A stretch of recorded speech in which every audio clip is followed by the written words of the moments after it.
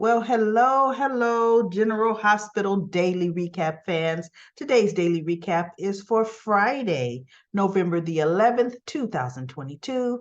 Friday, November the 11th. Well, we had a really kind of cute scene. I loved it. I really like Anna and Valentin together. I just do. They make a really good couple. And to me, Valentin is so evenly matched with Anna. You know, that step to the wild side, that spy thing they had going, similar background. He's willing to go on the run, willing to do espionage and all of that great stuff. But they were working on like trying to figure out Anna's got all her papers out, trying to figure out what Victor's up to. And what Valentin said is, you know what? I think we really need to focus on clearing you, you know. But then there's a knock at the door, and they're laying there they're actually, before they get to figuring things out, they're laying there having a great time. That knock comes on the door. They leap up. Valentin leaps off the couch. Anna pulls her gun. They are just ready to rock and roll, right? And Valentin looks at Sonny. So he comes in and he's saying that, he wanted to check and make sure that they're well, but he's saying that, yeah, didn't go, what happened? And she goes, Heather Weber happened. They put her in the van, which was unexpected. And I guess Anna didn't hear the gunshot because she never told Sonny Dex was shot, right? Even though I thought Valentin, no, maybe they didn't discuss Dex was shot, and they couldn't tell Dex was shot because he was, trying to, tell Anna to get in the car, go with Valentin, he'll take care of things, right? So, needless to say, Sonny says, well, you guys, keep safe, stay low. But good, I'm glad it worked out. And she goes, well, how's Dex? He goes, I haven't heard from Dex. He goes, I've been trying to reach him, but he hasn't returned my call. So Sonny leaves because Jordan calls him, leaves a voicemail to come by her office.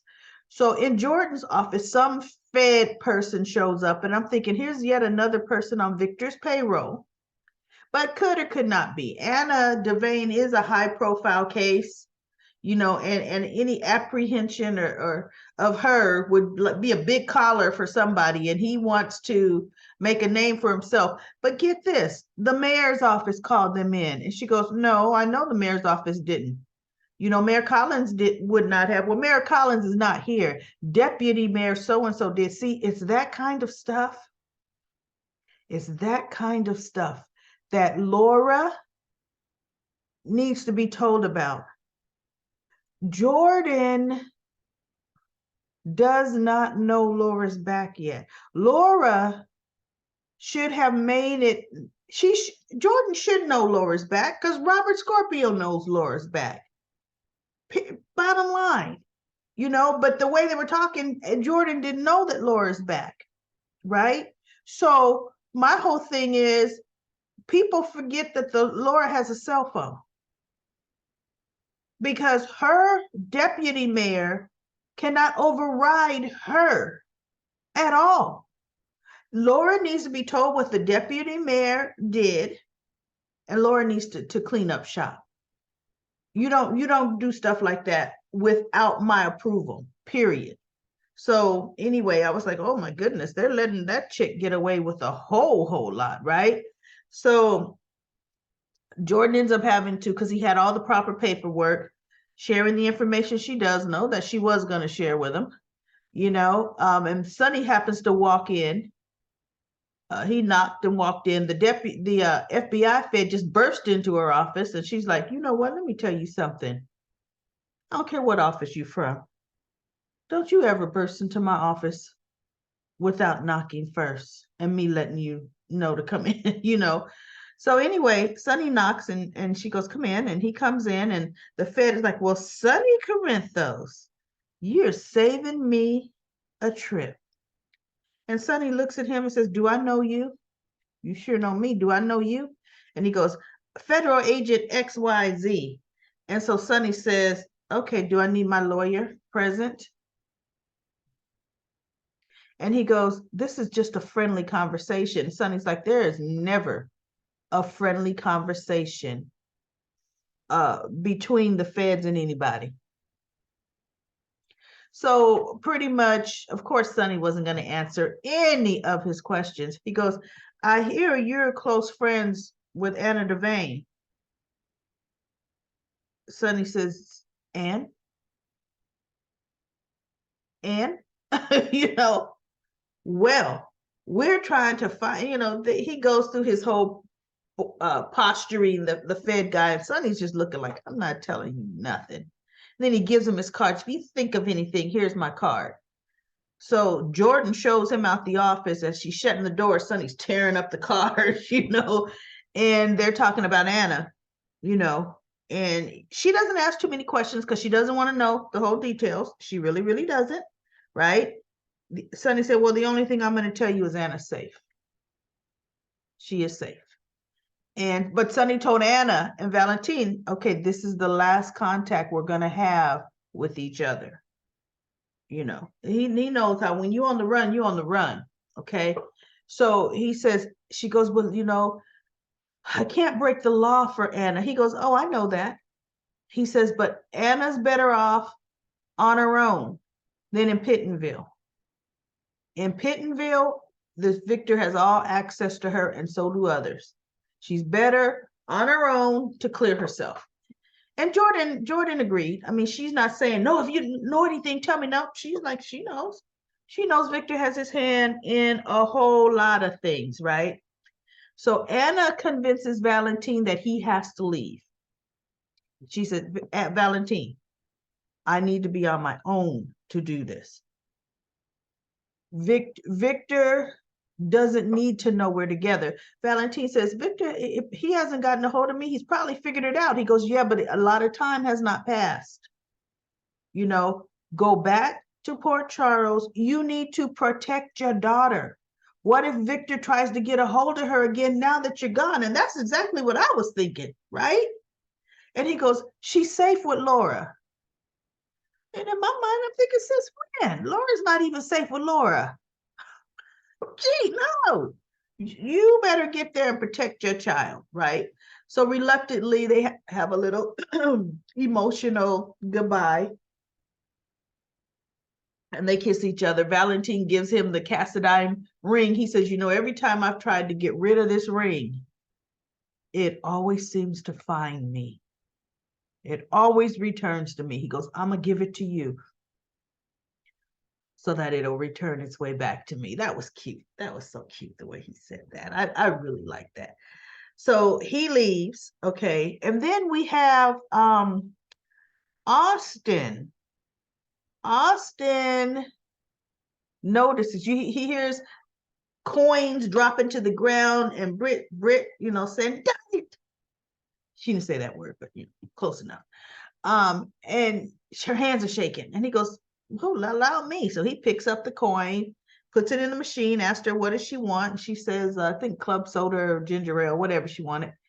And he gets it for her, and she's shaking, and she even has a hard time popping the cork. And then she had a hard time swallowing because she almost choked. And so he ends up taking her into his office or her office, one of the offices, and they're talking. And he goes, something's going on. Any first year med student to know you're having, I think aphasia or whatever it was a hard time swallowing. He goes, that's a symptom of something. Let me run some tests so we can find out what is going. He goes, and you're shaking. You're having tremors. She finally had to break down and tell him she knows what it is. She has Huntington's disease. And he was like, oh, wow. Sorry to hear that. And she tells her family history. Her father had it, and she found out, you know, a year ago that she, in fact, has it. And, you know, it is what it is. And he goes, well, no, not necessarily. He's like, who's your doctor? And she goes, I don't have one. And he goes, you don't have a doctor who doesn't have a doctor, which isn't that normally the way it is, right? He goes, no. He says, Britt, or Dr. Westbourne, whatever he calls her. He said, there are advances in medicine nowadays for Huntington's disease. He says that can help manage the symptoms. You can live for, a number of years longer now, and with the proper protocol, your symptoms will be manageable. With no protocol, they're going to just be whatever they are in advance, right?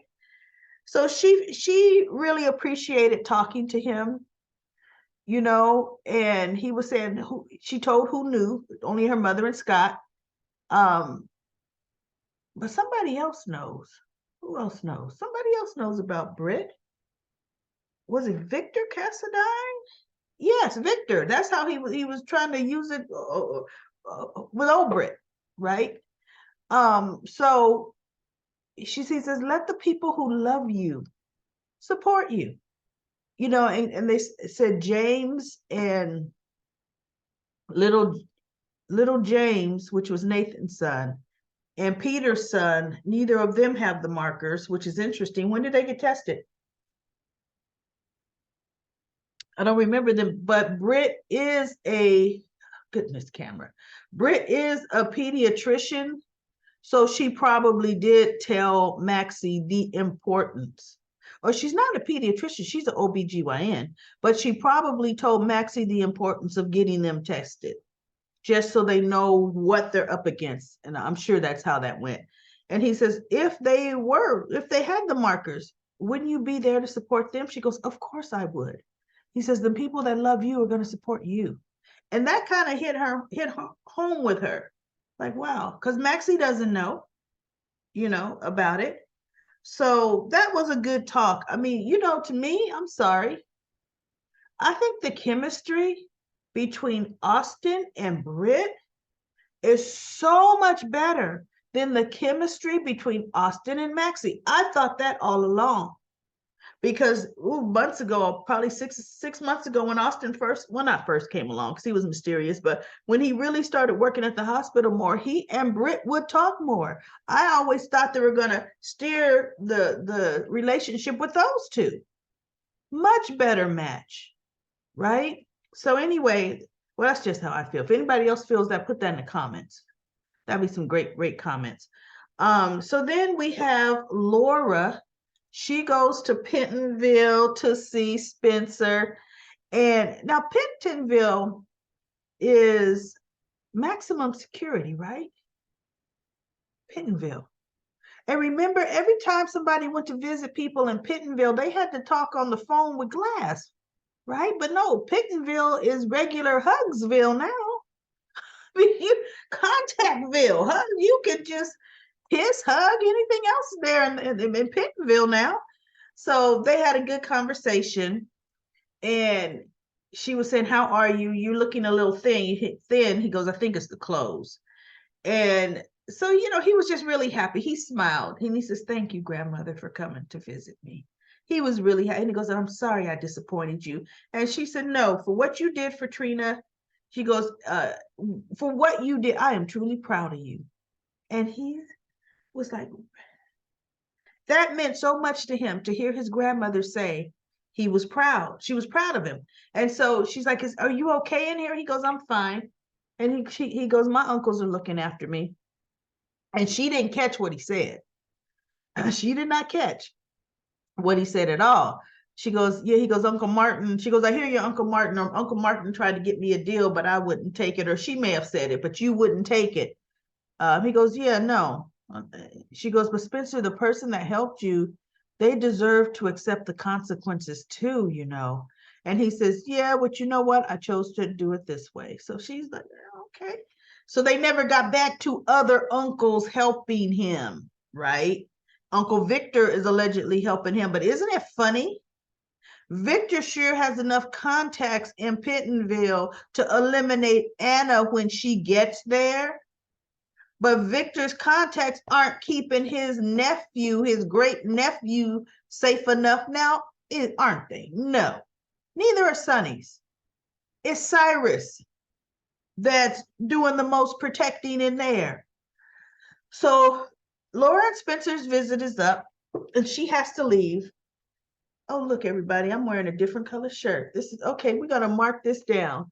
Normally, before my, I just noticed it, before my recaps, I always wear some type of black because I kind of want it to be, about the recap versus what's she wearing today? What was that? And not all about that. So I have a ton of different black t-shirts. I have a ton of different black turtlenecks, and it's actually on the chair over there. I forgot to put it on before this recap. So anyway, rare occasion, everyone, you get to see me in another color because I'm not going to re-record this. So anyway, Cyrus is talking to her, and he's saying that, look, I also know that there's some things going on. No. Spencer's leaving. Cyrus comes. The guard says, Miss Mayor Collins, you have another prisoner that wants to see you. And she goes, what other prisoner? And Cyrus comes in. Hello, sister. And she's like, oh, no, I don't want to see you, And he's like, it's your older brother. And so she's like, Cyrus, I'm busy. I don't have time to see you. He goes, but I want to see you. And I'm thinking, Laura, oh my goodness. You want Spencer looked after. You better be nicer. As a matter of fact, the last time you came to see your brother, when you guys had to do the phone in the glass, you said you forgave him. So act like you've forgiven him, okay? Gee. So she says something snarky to him, and he, I'm looking after, my nephew in here. And she goes, sit down. Sit down. So he sits in the chair and she sits down, and they talk, and he goes, how did he seem to you when you saw him? And so she says, he seemed fine. And he looked at her. He goes, thanks to me. Sister? And it kind of hit her at that point, because first you stay away from my, and he's like, thanks to me, he looked fine. So then he was talking, he goes, how's Martin? How's Marty? Ask him yourself. He goes, but you're here. Martin's not here. I'm asking you, how is he? She goes, he's fine. And so he's like, look, can you guys could come together to visit me. He was actually making a pretty good, because he goes, I didn't put that hit out on you two last year. And she goes, I know you didn't. We found out you did not. He goes, I wasn't lying about it. He goes, I know you didn't. And she goes, I know who did. And he said, who? Who did it? She goes, and if I tell you who did it, what is going to happen to them? And he goes, I would just make sure a message got sent out to don't ever mess with my family. That's it. And in my mind, I'm saying, it was Victor. Wouldn't you want your brother putting a hit out on Victor, roughing him up, letting him know you better think twice about messing with my sister? My sister is her brother, Cyrus Renault, Victor. See, nobody's thinking about that, right? See, I wouldn't enlist Cyrus's help because, see, you do that, Cyrus is like, you owe me. Oh, you want me to help you? Oh, you want me to help you now, huh? I'm going to collect on that favor later. But see, in passing, she goes, I know who was involved. It was Victor Cassadine. I'm sorry if I thought it was you, and he would have been Victor. You know what? Forget I told you. Oh my goodness. No. Forget I even told you. That slipped out. That way you didn't ask him for any favors, right? But now you know, brother, who loves me so much and wants to prove how much he loves me so much. Handle your business, my business, Marty's business, right? So anyway, she calmed down. She wasn't as vicious to him. Venomous. She's not venomous. She's just so can't stand you-ish. Well, while Spencer is in Pentonville. Be nicer to your brother, Laura. Be nicer, right? Because he's subject to be out next year. He's subject to be out this year. So do something. Well, we have poor Dex. Now, Joss snuck him in the dorm, put him in her dorm room, saying, you couldn't go anywhere else. I had to bring you here. Now, correct me if I'm wrong, everyone. Who knows Dex was the driver? The police don't know it was Dex. No one knows it was Dex. So why could Jocelyn not have taken Dex to his place? She knows where he lives. But she took him to the dorm where there's all kind of students going here, there, and everywhere. Right? She even had to lie to Trina saying they're going to spray for bed bugs. You know, I'm just here grabbing some stuff. And she goes, are you with Cam? And she goes, yes, I am. You want to speak to him? Because Trina was at Kelly's. And Cam was like, yeah, I've been trying to reach her all morning. Right? She goes, no. I've got to get some stuff. I got to clear out. Tell Cam I'll call him later. So Trina's like, oh, okay. And she switches the phone to the ear furthest away from Cam. And she goes, okay, well, make sure you get your stuff because Trina's still staying at home, which Jocelyn's supposed to be staying at home too. Right? But she sure didn't go home last night. So needless to say, she was leaving the room to go and get him some food from the little cafeteria because he's weak. He tried to get out the bed. He goes, you should have never brought me here. He goes, for one, I don't want you involved. Well, I am involved, and I found stuff to restitch you up and because you popped your stitches, blah, blah, blah. So, and I couldn't take you to the hospital. And I'm thinking you should have took him to his place.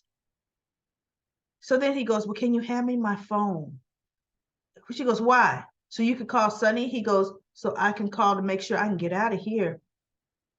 And she goes, you didn't have your phone on you. And he's thinking, oh, crap, which is what I was thinking. Okay, that means after he walked away from the crash, remember when he kind of showed him leaning against the tree, and this is the first time we saw he was shot. He was trying to call Sonny, so he had his phone then. Somewhere between there and the Quartermains, he lost his phone. Long as it's further and further away from the crime scene, the accident, that's good, right? So anyway, he goes, can I use your phone? To call Sonny? No. You can't use my... And I said, see, immaturity. The voice of immaturity. How is she going to get Dex safely out of there? This is a dorm room. If somebody dimed on her that she brought a male in that room, she and Trina both are in trouble, right?